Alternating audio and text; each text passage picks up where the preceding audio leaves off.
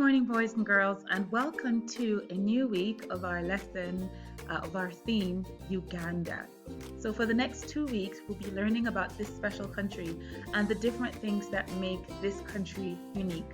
This morning already, we learned about the flag and the flag colors. Today, we're going to be reading about some of the animals in Uganda. They are the special group of animals called the Big Five.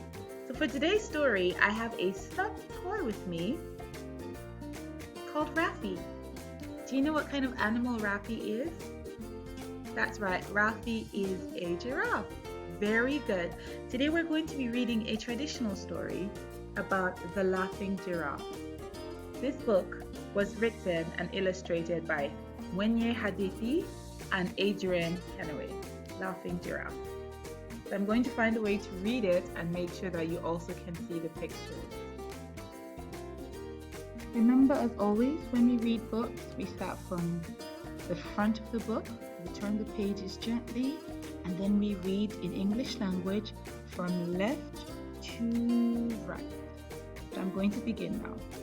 In the days long ago, when warthog was beautiful and hippo lived only on the land, giraffe was the noisiest animal on the great African plain.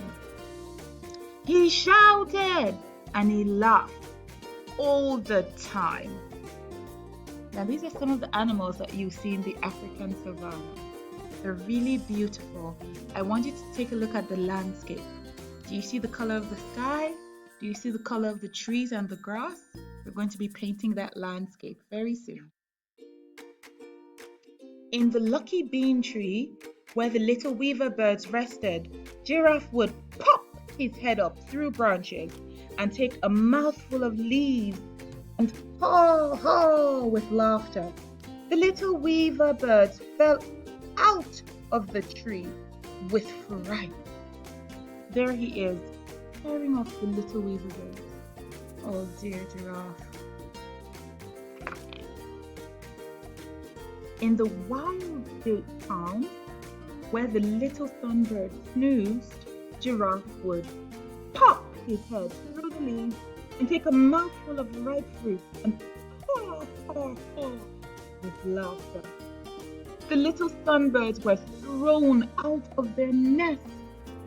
These are very, very naughty. In the tall reeds, where little kingfishers perched, Giraffe would pop his head up through the branches and take a mouthful of water and haw haw haw with laughter. The little kingfishers tumbled into the water. Poor kingfisher birds.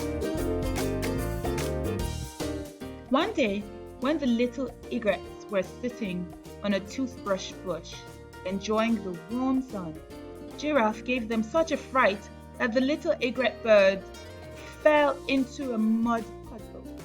Ha ha ha! Laughed Giraffe. There's the egret that fell into the puddle. And there's naughty Giraffe laughing. Giraffe! The littlest egret scolded. You are loud and noisy and mean. Anybody can be noisy all the time. Even I could be as noisy as you if I wanted to. You? That's a laugh, shouted Giraffe. Then we will have a competition to see who has the loudest voice, the little egret challenged him. Agreed, laughed Giraffe. Then let us go into the forest and we will shout back to the plain and see who has the loudest voice, said the littlest egret.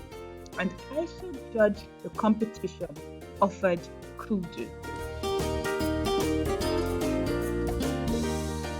The sun was just above Giraffe's neck when they passed under the wild date palms where the sunbird snoozed, and it was just behind Giraffe's head when they finally stopped by the tall reeds where the little kingfisher birds were fishing. Now, You must shout and tell the animals on the plain what you want for dinner, said Kudu. Easy, yelled Giraffe. I want leafy thorn tree tips for my dinner. And in a voice that could be heard above the breeze, the little egret shouted, I want little brown beetles for my dinner. There they are shouting to see whose voice will be the loudest. As they turned to head home, the little kingfishers flew high in the air singing, Little brown beetles! As they passed the wild date palms, the little sunbirds flitted from flower to flower singing, Little brown beetles! And as they passed the lucky bean tree, the little weavers were chattering, Little brown beetles! When they finally reached the plain, Kudu asked the giraffes, What have you got for Giraffe's dinner tonight? Today, we have crunchy toothbrush bush tips, said the giraffes. But I wanted leafy thorn tree tips, shouted Giraffe crossly. Well, why didn't you say something, said the giraffes. Uh-oh. Kudu then asked the egret, What have you got for the littlest egret's dinner tonight? Little brown beetles, said the egret. This is what she called for.